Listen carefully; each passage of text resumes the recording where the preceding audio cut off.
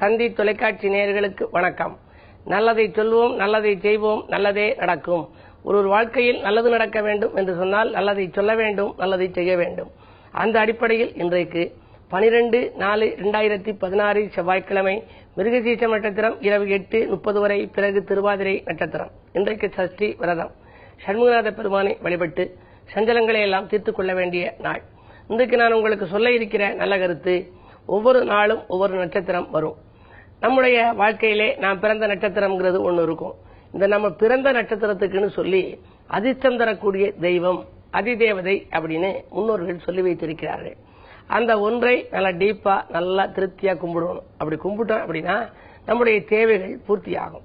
அந்த அடிப்படையில இன்னைக்கு நட்சத்திரம் மிருகசீரிஷம். அசுவதி அப்படின்னு சொன்னா, அசுவதி நட்சத்திரத்தில் பிறந்தவர்களுக்கு ஸ்ரீ சரஸ்வதி தேவி தான் அதற்குரிய அதிதேவதையம், அதிர்ஷ்டம் தரக்கூடிய தெய்வம். கவிஞர் கண்ணதாசன் அசுவதியிலே பிறந்தவர். அவருக்கு சரஸ்வதி நாவிலே குடியிருந்தாள். அதாவது அவர் 8ஆம் வகுப்பு படித்தார். எட்டாத கருத்துக்களை எல்லாம் சொன்னார். பாட்டு வண்டி நுழைஞ்சிச்சு. மாட்டு வண்டி நுழையாத கிராமத்தில் கூட அவருடைய பாட்டு வண்டி நுழைந்தது. ஏது படித்து விட்டேன், எதை நான் முடித்து விட்டேன், உன் பாதம் பிடித்து விட்டேன், அதனால் பாடல் வடித்து விட்டேன் என்று சொல்லுகிற அளவுக்கு சரஸ்வதி தேவியினுடைய பாதம் பிடித்ததனாலே அவருக்கு நாவிலே சரஸ்வதி குடியிருந்தாளாம். அந்த சரஸ்வதியை பற்றி கூட ஒரு பாடல் உண்டு. வெள்ளை தாமரை பூவில் இருப்பாள், வீணை செய்யும் ஒலியில் இருப்பாள், கள்ளமற்ற முனிவர்கள் கூறும் அந்த கருத்தினில் நாளும் உறைந்திருப்பாள்னு சொல்லி வரும். அப்படி வெள்ளை தாமரை பூவில் வீற்றிருக்கிற அந்த சரஸ்வதியை அசுவதி நட்சத்திரத்திலே பிறந்தவர்கள் அவர்கள் வழிபாடு செய்ய வேண்டும். சரஸ்வதி நிக்கிற சரஸ்வதியும் இருக்கு, உட்கார்ந்திருக்க சரஸ்வதியும் இருக்கு. வீணை வைத்துக் கொண்டிருக்கிற படங்கள் கடைகளில் கிடைக்கும். ஒருத்தருடைய வீட்டிலே அந்த சரஸ்வதி எல்லாருடையும் நாவிலும் நின்று பலன் தர வேண்டும், வாக்கு பலிக்க வேண்டும், அவர்களுக்கு வளர்ச்சி கூட வேண்டும், கல்வி விருத்தி நன்றாக வர வேண்டும் என்றால் நிற்கிற சரஸ்வதி படத்தை வீட்டிலே வைத்து கும்பிட வேண்டுமா. அதே நேரத்தில் இன்றைக்கு அடிப்படையிலே மிருகசீரிஷம் நட்சத்திரம் வருது. மிருகசீரிஷ நட்சத்திரத்தை பிறந்தவர்கள் எந்த வழிபாடை வைத்துக் கொள்ள வேண்டும் அப்படின்னா, ஸ்ரீ சந்திர சூடீஸ்வரர் என்ற தெய்வம் தான் மிருகசீரிஷ நட்சத்திரத்திற்கு உரிய தெய்வம். சந்திரனை தலையிலே சூடிக்கொண்டிருக்கக்கூடிய ஈஸ்வரன். சில படங்கள்ல பாத்தீங்கன்னா பரமேஸ்வரனுடைய தலையிலே சந்திரன் நிலவு சூழப்பட்டிருக்கும். கவிஞர் கண்ணதாசன் ஒரு முறை ஒரு வார பத்திரிகையிலே எழுதுகின்ற பொழுது, யாரேனும் கவிஞர்கள் முதல் அடி எடுத்துக் கொடுத்தால் நான் தொடர்ந்து எழுதுகிறேன் என்று சொன்னார். உடனே ஒரு மிகப்பெரிய கவிஞர் அடி எடுத்துக் கொடுத்தார். கங்கை உன் முடியிலே மங்கை உன் மடியிலே காமனை ஏன் எரித்தாய் என்று முதல் அடி எடுத்துக் கொடுத்தார். கங்கை என்ற பெண் உன்னுடைய முடியிலே இருக்கின்றாள், மங்கை என்ற ஒருத்தி உன்னுடைய மடியிலே இருக்கின்றாள், அப்புறம் நீ எதற்காக அந்த மன்மதனை எரித்தாய், காமனை எரித்து விட்டாய் என்று கேட்டார். கங்கை உன் முடியிலே மங்கை உன் மடியிலே காமனை ஏன் எரித்தாய் என்று. அடுத்த நிமிடத்தில் கண்ணதாசன் சொன்னார், காசி விசாலாட்சி கைவசம் இருக்கையில் கையிலேன் ஓடெடுத்தாய் என்று சொன்னார். ஒரு முறை சிவபெருமானே பிச்சை எடுத்தாராம். அப்படி எடுக்கின்ற பொழுது அவருக்கு அன்னபூரணி பக்கத்தில் இருக்கின்ற பொழுது, நீ ஏன் இறக்கிறாய், இறந்துண்டு வாழ்கிறாய் என்று கேட்கிறார். காசி விசாலாட்சி கைவசம் இருக்கையில் கையிலே ஓடெடுத்தாய் என்று 40 வரிகளுக்கு மேல் மடமடவென்று சொன்னார். அப்படிப்பட்ட அந்த சந்திர சூடேஸ்வரர் இருக்கிறாரே, சந்திரனை தலையில் சூடியவர், அவர் மிருகசீரிஷ நட்சத்திரத்திற்கு உரியவர். இப்படி ஒவ்வொரு நட்சத்திரத்திற்கும் ஒவ்வொரு தெய்வங்கள் இருக்கின்றன.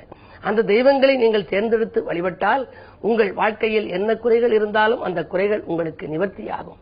உங்கள் வாழ்க்கையில் நீங்கள் பொன்னும் பொருளும் போற்றுகிற செல்வாக்கும் இன்னும் பெருகி உங்களுக்கு இயல்பாக வளம் கிடைக்கும். அந்த நட்சத்திர தெய்வங்களை பற்றி தொடர்ந்து உங்களுக்கு சொல்வேன் என்று சொல்லி இனி இன்றைய ராசி பலன்களை இப்பொழுது உங்களுக்கு வழங்கப் போகின்றேன். மேசராசி நேயர்களே, அதிகாரிகளின் ஆதரவு கூடும் நாள். ஆதாயம் தரும் காரியம் ஒன்றிலே அக்கறை காட்டுவீர்கள். அடுத்தவர் நல்கருதி எடுத்த முயற்சிகளிலும் உங்களுக்கு வெற்றி உண்டு. புதிய ஒப்பந்தங்கள் சேரும். புனித நாளாக இந்த நாளை நீங்கள் கருதலாம். கிழமை செவ்வாய் என்பதனாலே முருகப்பெருமானை வழிபட்டால் முன்னேற்றத்தின் முதல் படிக்கு நீங்கள் செல்ல இயலும். ரிஷபராசி நேயர்களே, சந்திரபலம் மேலோங்கி இருக்கும் என்று சிந்தனைகள் உங்களுக்கு விருத்திக்கும். இதை செய்வோமா அதை செய்வோமா என்று சிந்திப்பீர்கள். வீடு மாற்றங்கள், இடமாற்றங்கள், நாடு மாற்றங்கள் என்று ஏதேனும் ஒரு மாற்றம் உங்கள் மனதிலே அலைவாயும். தொலைபேசி வழி தகவல் தொழிலுக்கு உறுதுணை புரிவதாக இருக்கும். செவ்வாய் பலம் இருப்பதால் பூமி சேர்க்கைக்கும் அஸ்திவாரம் இடுவீர்கள். மிதுனராசி நேயர்களே, காலை 8:58 முதல் சந்திரன் உங்கள் ராசியிலே சஞ்சரிக்கப் போகின்றார். தனாதிபதி உங்கள் ராசியில் சஞ்சரிக்கின்ற பொழுது தனவரவு கூடுதலாகவே உங்களுக்கு சேரும். எதிர்பார்ப்புகள் நிறைவேறும். எல்லோரையும் நீங்கள் அனுசரித்து செல்வதும் அவசியமாகும். காரணம், உங்கள் ராசிநாதனாக விளங்கும் புதன் இன்றைக்கு 11ஆம் இடத்தில் லாபஸ்தானத்தில் இருந்தாலும் கூட கேதுவின் பார்வையில் அவர் பதிகின்றார். எனவே வாங்கல் கொடுக்கல்களில் கொஞ்சம் திருப்தி ஏற்படுமா என்பது சந்தேகம்தான். கல்விக்காக எடுத்த முயற்சி, இடமாற்றம் சம்பந்தமாக எடுத்த முயற்சிகளில் வெற்றி கிடைக்கும். அலைபேசி வழி தகவல் ஆனந்தம் அளிக்கும். உறவினர் பகை உருவாகாமல் பார்த்துக் கொள்ளுங்கள். கடகராசி நேயர்களே, உங்களுக்கெல்லாம் உடன்பிறப்புகள் வழியே ஒத்துழைப்பு கிடைத்து மகிழும் நாள். உயர் அதிகாரிகள் உங்களுக்கு அனுகூலமாக நடந்து கொள்வார்கள். உத்தியோகத்தில் உள்ளவர்கள் எதிர்பார்த்த இடத்திற்கு இலாகா மாற்றங்கள் கிடைக்கலாம். பயணத்தால் பலன் உண்டு. கொடுத்த வாக்கை காப்பாற்றி மகிழ இயலும். இந்த நாள் உங்களுக்கு ஒரு இனிய நாள். சிம்மராசி நேயர்களே, குரு ராகு சேர்க்கையோடு இருக்கிறது உங்கள் ராசி.